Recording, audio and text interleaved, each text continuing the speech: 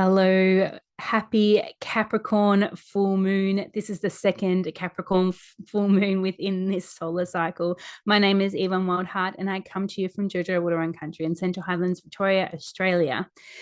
Wow, what a month it's been already. We have had many chaos, action, things moving, things shifting, things falling apart, things blowing up. It has been such a chaotic month.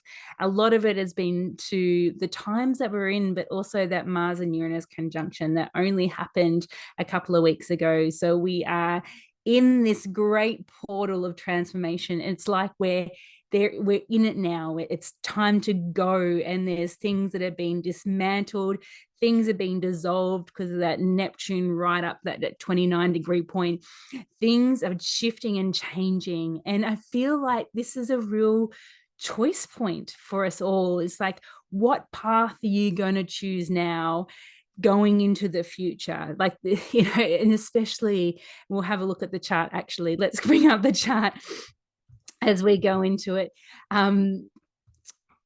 This Capricorn full moon, yes, it's happening at 29 degrees. This is a critical degree point, this 29 degrees, and we'll go into that more in a minute. But the last Capricorn full moon, which was only 4 weeks ago on the 22nd of July, which was solstice, winter solstice here in the winter southern hemisphere, and summer solstice in the northern hemisphere.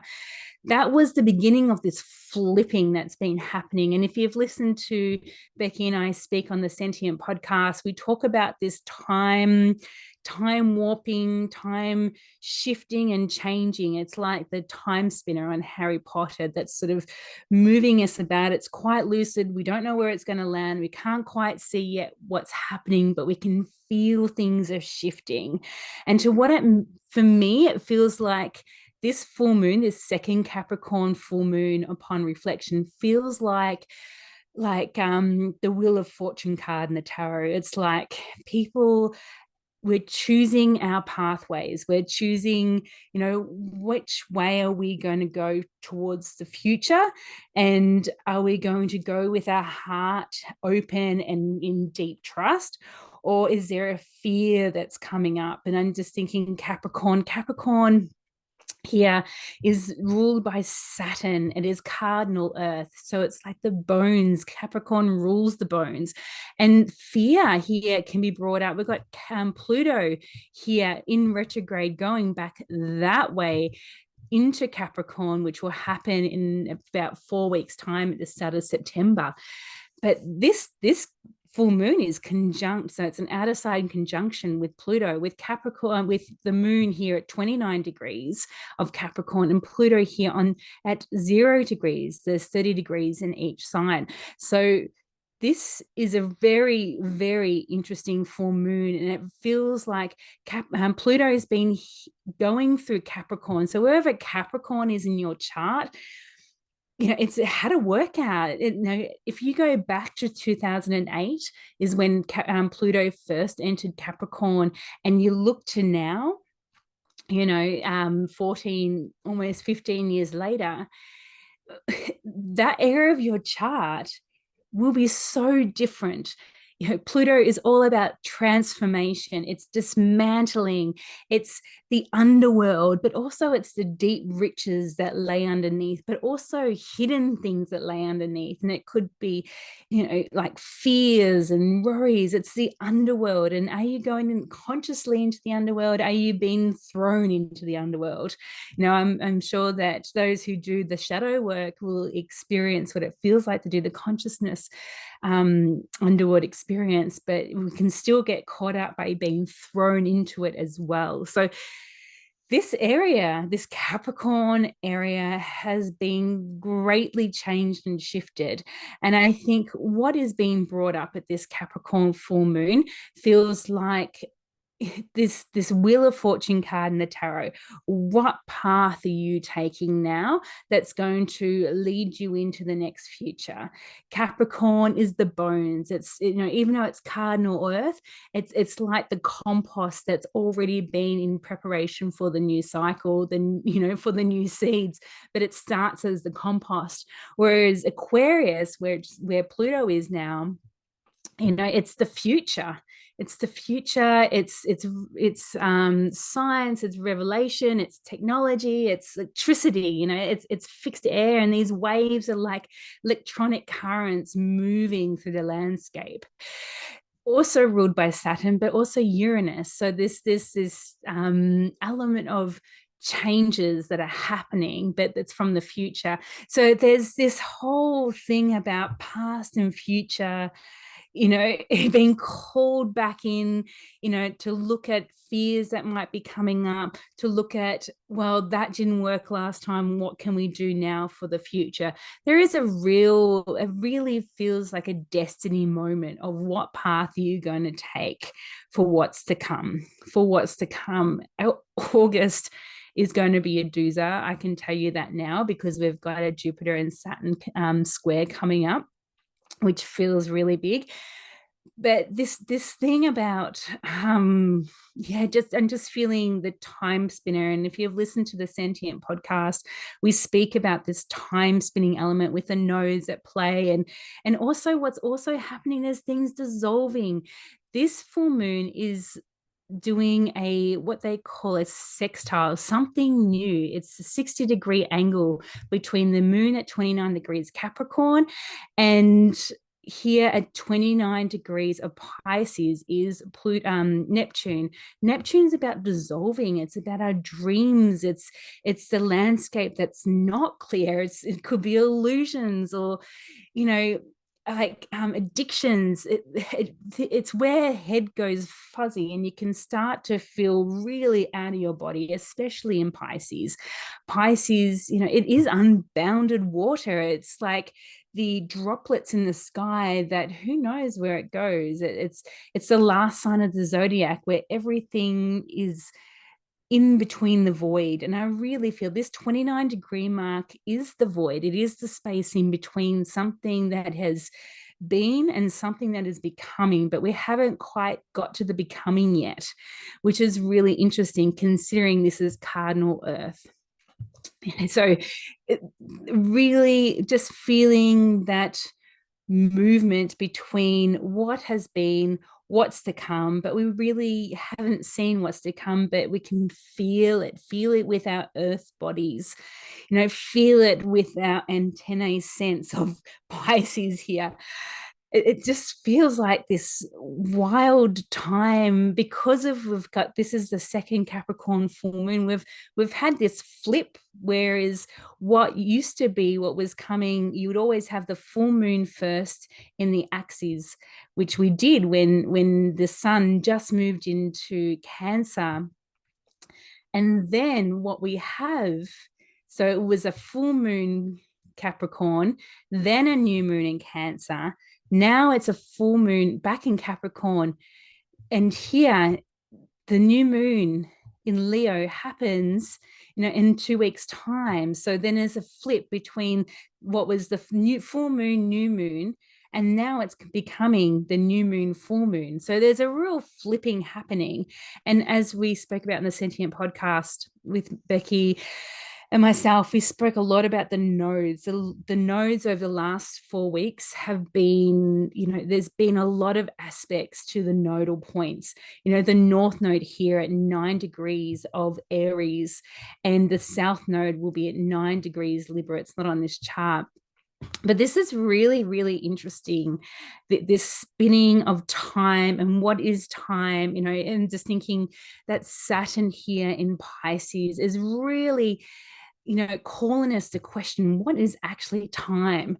And I've seen a lot of sort of courses come up recently around time magic and stepping out of time, and how time, as we know it on, in our Western culture, as what we see on the clock, but that's a human construct. So what actually is time and space and movement, and how do we sit when everything is dissolving and the new thing's not quite here yet? How do we sit in that time at a time and dreaming up what it is that we need to dream up for the next, whether it be the next few years, the next 10 years, 20 years, 40 years, 120 years, what is it that we are wanting to see in the earth? And I think at this full moon, what is being fully illuminated, because we have the sun here at 29 degrees Cancer, fully illuminated the sun. The moon does not reflect,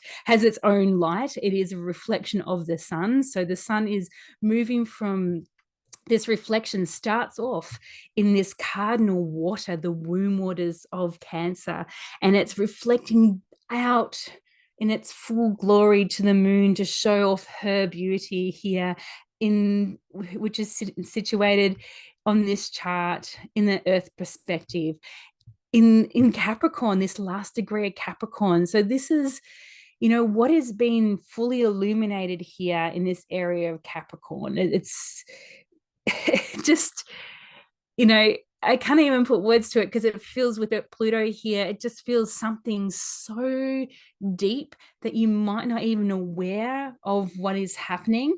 But there are deep changes that are happening here that are deep underground. Pluto is the deep riches. It is the underworld. It is like the diamonds of the deep riches. Platonic is the deep underground riches that will lay there. But that's if we come and welcome Pluto in. If we're not welcoming Pluto in, it can be a real rough ride. It's like the difference between a conscious descent and a unconscious one. We sort of get thrown in and feels like like a washing machine. Whereas we're coming through as going, okay, there is something we're being called to let go here.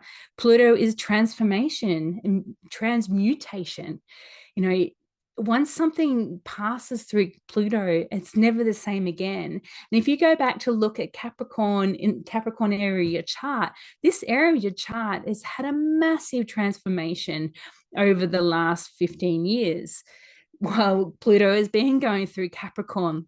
Pluto moves back into Capricorn on the 4th of September, and then it moves back, it stations retrograde in Capricorn and at about 29, 28, and then it turns around and it goes back into Aquarius. No more Capricorn in our lifetime of Pluto and Capricorn, mid to late November. So this is it. This feels like, okay, what are we seeing now at this full moon that we can take with us as Pluto moves back into Capricorn? What is showing up now that we can invite in to look at, to expanding? What is the very last lesson? Thinking 29 degrees is also a mastery point, and it's where everything can come up at 29 degrees, all the deep shadow stuff, because we haven't dealt with it during Pluto's time in Capricorn. And of course, this is a full illumination of that. So this full moon could be quite rough for some people, depending on their chart. But this invitation to look at what has Pluto shown you over the last 14 to 15 years in your area of your chart in Capricorn, this full illumination of what can you take in with you for Pluto's last hurrah into Capricorn to really deal with the things that you're being shown at this full moon once and for all.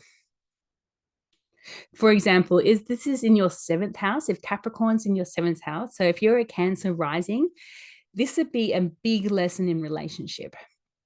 So what have you learned since 2008, it's the end of 2008, 2009, about relationship in your chart? For example, if you're a Cancer rising, if you're a Aries rising, what have you learned about your purpose in your career, 10th house Capricorn, that you have learned about yourself and your sense of purpose?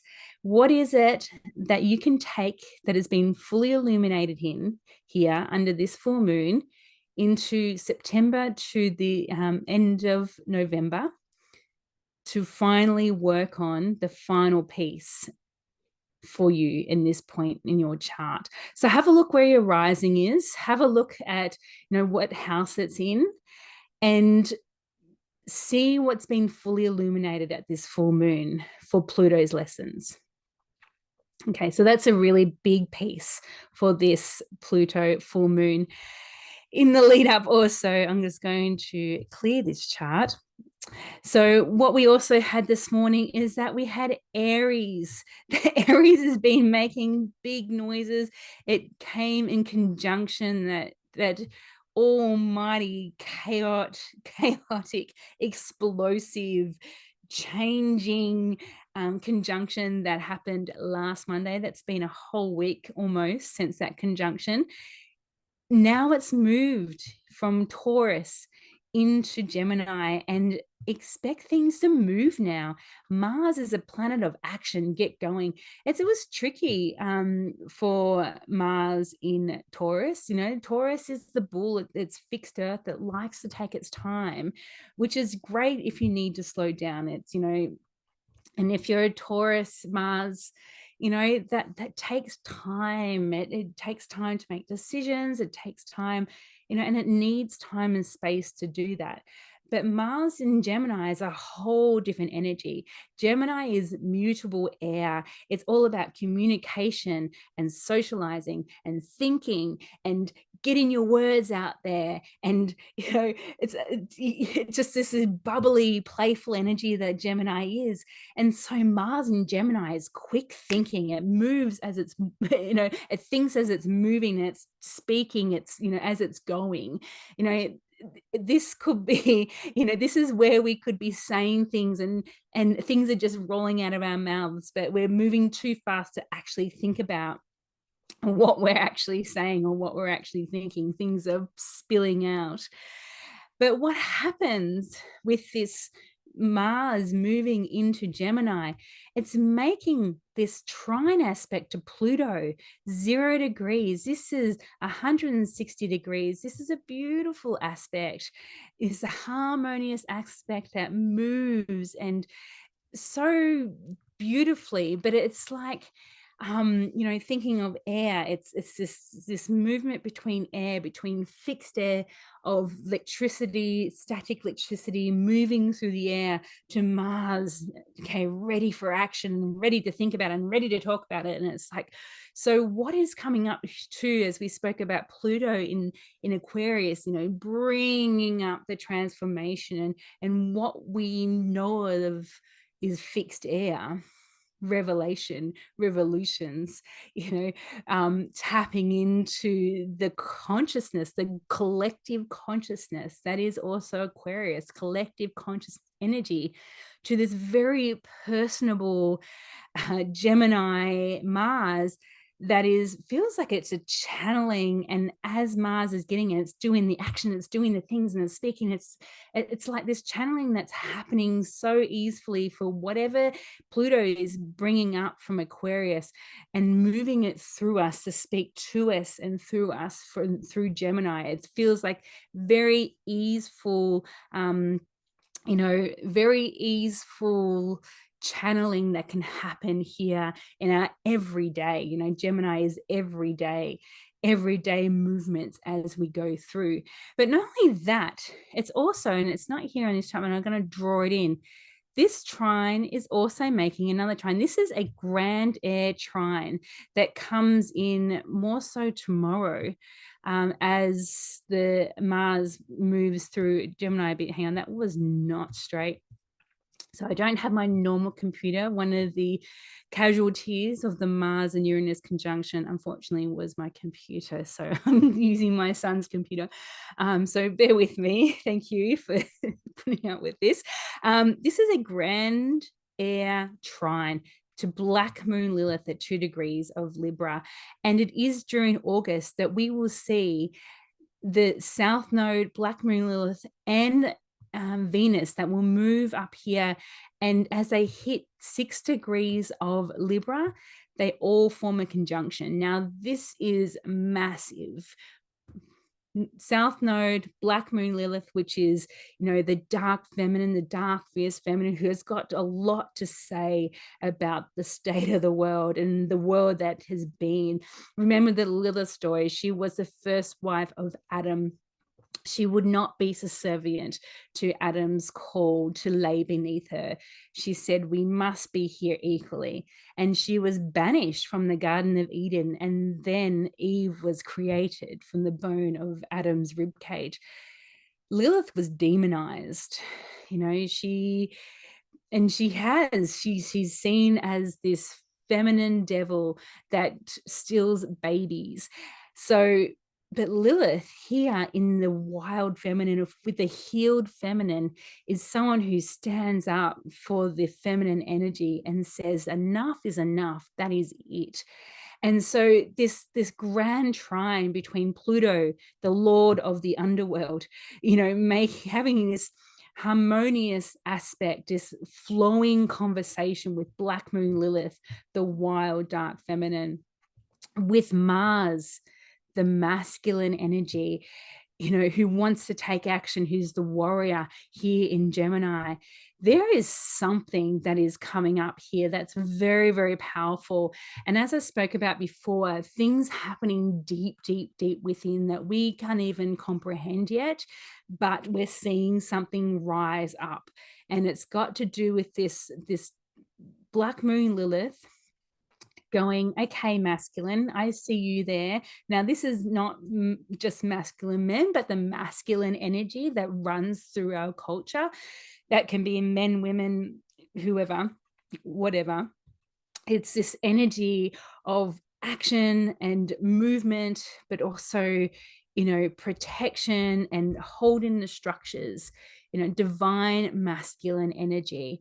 What is Black Moon Lilith speaking to Pluto, the lord of the underworld, saying, we need to transform this. We need to transmute this. We need to bring deep changes to the way the masculine energy has moved through the world. But also what is coming up for me in this is Black Moon Lilith, you know, coming to learn how to trust the masculine process.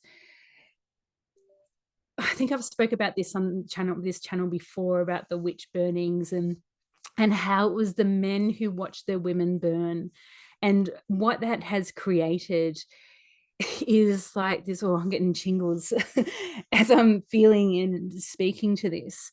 You know, the men watched their women burn or hung and crucified, you know, for being magical, powerful women, and which from what I can sense has meant that the masculine has developed this sense of authority and, you know, in the call to protect, because they too were wounded in all of that.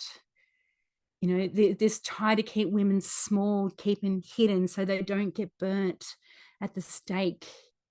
Like, so not that I'm excusing for the way the way the masculine, the wounded masculine behavior has moved through our culture, because it's devastating, especially when it comes to domestic violence. And I have personal experience of that.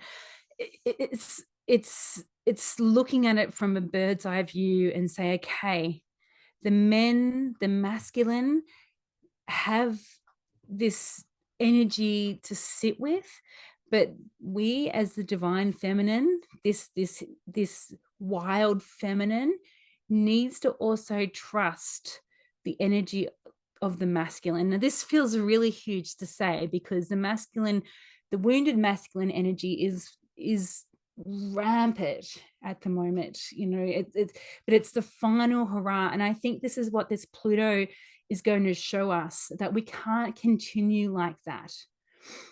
You know, the Saturnian top-down structures, the patriarchal culture has got to come to healing in this too. But where does it start? Where does it start? It starts from here within each and every one of us. You know, and if we can come to trusting our or not just trusting, but it feels like, I just feel like the Ho'oponopono prayer, the prayer from the Hawaiian Islands about forgiveness. And even if you can't, you know, forgive those who have done harm, to say it to the ether. I'm sorry. I thank you. I love you. It's huge. I forgive you. That feels like a really big healing. And there's grief that needs to be attended here too. Grief of pains, of hurts, damages that have been done.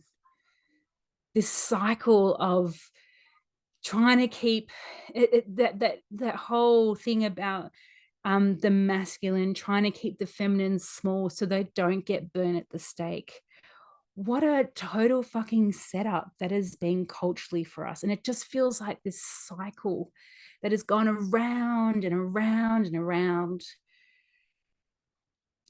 It's time to break that cycle.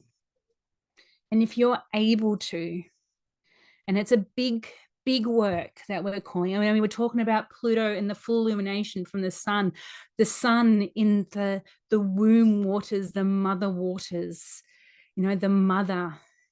The sun is from the mother center, from cardinal water, from Cancer, reflecting her beams to this full moon, 29 degrees Capricorn, conjunct Pluto.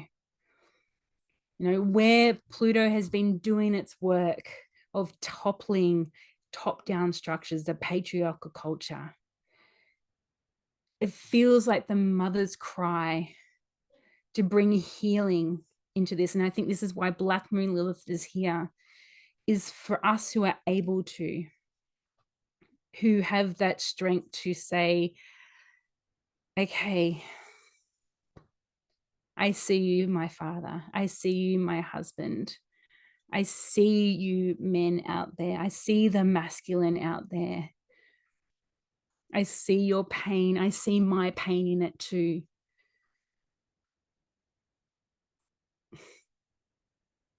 To call for healing and for this cycle to stop. It's got to stop. And for us to trust the process, if we were to take ourselves out in the cosmic perspective, to see what is being unearthed here, to see and trust what is being unearthed here, for us to see it, because we can't heal it unless we see it, and to come to that place and grieve the grieves that need to be grieved, to allow the anger, what has been, the atrocities and the pain, to release it, to let it flow. It's like, you know, this pussy boil that needs to burst and let it before it heals. You know, that is Pluto. This is what the underworld is all about. And then once all the tears have been shed, when you're sat there grieving and the tears have now stopped and you've composed yourself and you're feeling this emptiness out of your body, this is the void space to sit in. And this is Neptune at 29 degrees Pisces. This is the sextile energy. This is the new beginnings. But, you know, before that happens, you know, before the new begins, you know, think about it. What is it do you want to take into the next cycle? Because next year and the year after, we're going to have Saturn, the Lord of Time, catching up with Neptune at 29 degrees and moving together into Aries for a new beginning. This is the time now. This deep healing is being called to us now. And as I said before, paths have been chosen. What path are you taking for your future destiny, for the future destiny for us all? It's like, what are you taking with you and what aren't you taking with you? This is the choice now. This is the choice point. This is it. It is go time now. So what are you taking with you and what are you needing to leave behind? and allow and call in Black Moon Lilith. You know, call in the divine masculine, call in the divine feminine, call in sacred union to work through this together. Because this has been a journey. This has been a long, long journey of the patriarchal culture that is now ending. But what do we want to take that grief with us into this new cycle? Do we want to take, you know, what war and destruction into the new cycle? No, not on the timeline I'm going on. This is the time. This is a choice point now. It's time to go. What are you taking with you, and what do you need to release and let go? 29 degrees, letting go.